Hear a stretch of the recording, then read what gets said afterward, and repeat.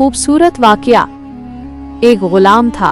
एक दिन वो काम पर न गया तो उसके मालिक ने सोचा कि मुझे उसकी तनख्वाह में कुछ इजाफा कर देना चाहिए ताकि वो और दिलजमी से काम करे और आइंदा गायब ना हो। अगले दिन मालिक ने उसकी तनख्वाह से ज्यादा पैसे उसे दिए जो उसने खामोशी से रख लिए।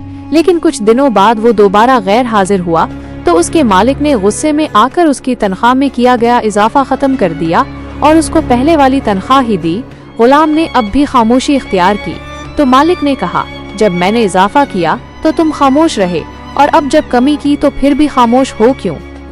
तब गुलाम ने जवाब दिया, जब मैं पहले दिन गैर हाजिर था तो उसकी वजह बच्चे की पैदाइश थी और आपकी तरफ से तनख्वाह में इजाफे को मैंने वो रिस्क ख्याल किया जो वो अपने साथ लेकर आया, और जब मैं दूसरी मर्तबा गैर हाजिर था तो उसकी वजह मेरी माँ की वफात थी और आपकी तरफ से तनख्वाह में कमी को मैंने वो रिस्क ख्याल किया जो वो अपने साथ वापस ले गई। फिर मैं इस रिस्क के खातिर क्यों परेशान हूँ जिसका जिम्मा